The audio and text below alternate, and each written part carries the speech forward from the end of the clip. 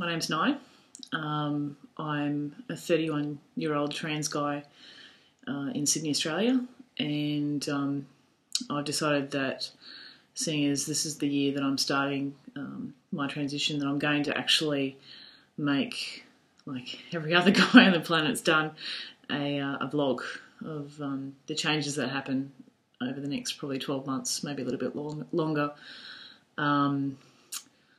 I suppose for my interest as well as the people around me, but more so because I'd really like to look back in 12 months and, you know, see what I used to be compared to obviously what I'm going to become, which is just, I can't tell you how much I'm looking forward to that. So this is me. I've been on T for around about 8 days now, 8 days and a few hours, and I wanted to make a video before too much of a change started happening, and then I got sick with what my lovely girlfriend refers to as man flu, which kind of had me ending up with a sore throat and what I considered an altered voice. So this is what I sound like at the moment. I have had man flu. I have absolutely no physical changes that I can note. I still have pretty much a similar amount of body hair that I had before. I can't detect any noticeable change in that whatsoever. I have extremely sore throat, and it's not a sore throat that I've ever felt before. The pain is actually down the sides here. Normally I'd have a sore throat down here, but it's actually coming down the sides where the muscles are.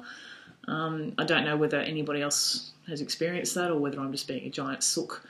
So it's hard to kind of to make a reference on that. My transition has come after around about 8 years of research. I've always felt that I've had a particularly strong desire to represent as a male, but just due to, you know, it costs a lot of money to do the transition and that kind of thing, I've just left it and dealt with it, and it's just gotten to the point now where I just can't anymore. So I'm taking the journey, which is fantastic, with my lovely partner Mel.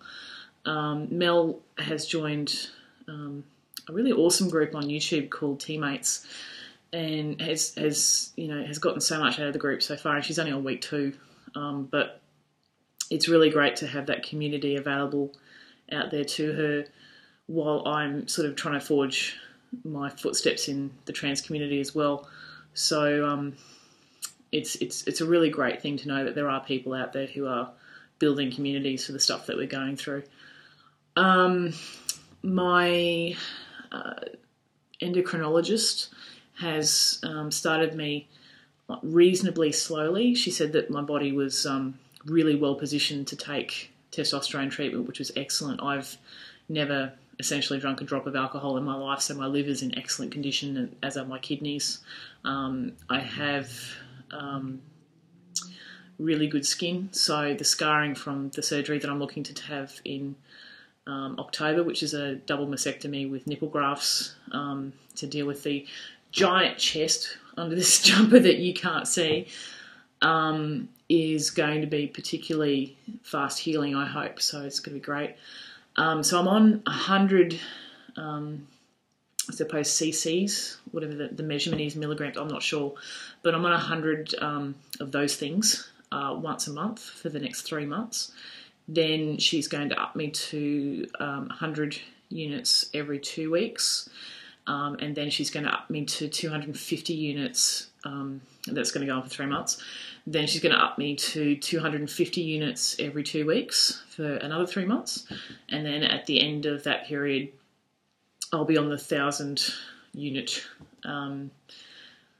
injection for every 3 months for my foreseeable future. So I'm actually kind of hoping that I'll be able to transition a bit faster than I suppose most people expect me to, but I really have a huge amount going on upstairs in my chest, and it's particular. I can't bind. I'm just way too big to bind, and I don't really want to be walking around. Like I pass at the moment if I'm wearing a jacket, because I kind of hunch to hide it.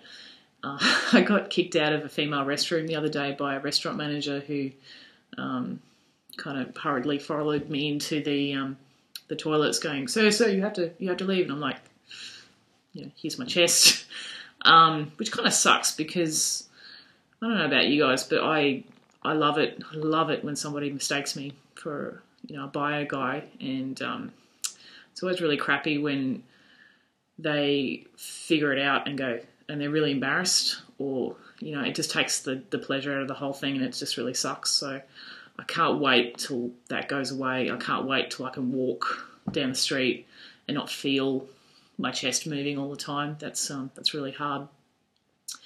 And I made the conscious decision not to look for a binder that could try and handle the job, because I've had so many, I